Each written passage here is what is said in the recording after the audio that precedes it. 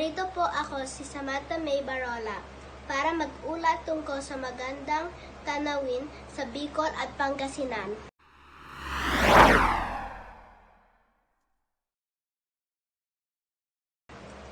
Kung di nyo po naitanong, ang Bicol ay probinsya ng aking tatay at ayon sa kanya ay napakaganda ng Bicol.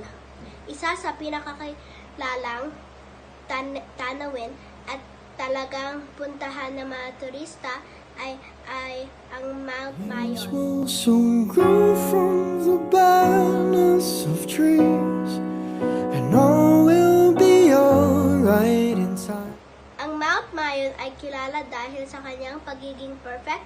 Siya ay merong perfect cone. Dahil ang Pangasinan ay tabing dagat, puntahan din ang Pangasinan tuwing tag-init or summer sa Pilipinas. Ang bagoong ay masarap ihalo sa hilaw ng mangga at hinahalo din ito sa iba't ibang ulam tulad ng pinakbet. Importante na naaalala natin ang mga lugar sa Pilipinas tulad ng Bicol at Pangasinan bukod sa napakagandang tanawin at masarap na pagkain. Ang mga tradisyon na kung ano meron, sila ay nagpapakitang mga kaugalian ng mga Pilipino na anggat sa iba. Tingnan sa clip na ito ang interview ng isang kabataan tungkol sa tradisyon na nakapaloob sa mga probinsya na ito. This shit be like Friday nights. This shit made me feel alive.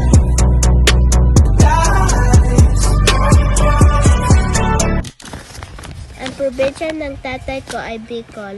Ang probinsya ng nanay ko ay Pangasinan.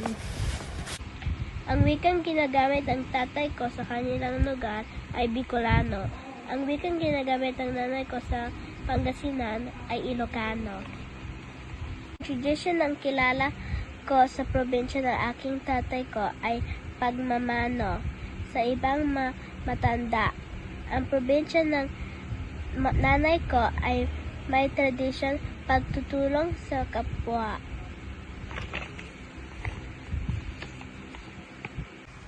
Ako ay naranasan ko na ito. Pag tuwing nakikita ko ng mga lolo at lolo ko, nagmamano po ako. Pag nakikita ko ng mga matanda or ng mga maliliit na mga tao, nagtutulong ako po sa kanila. Pag nakikita ako ng matanda or maliit ng mga tao, nagtutulong ako, parang binibuksan ko yung gate o yung pinto para kanila.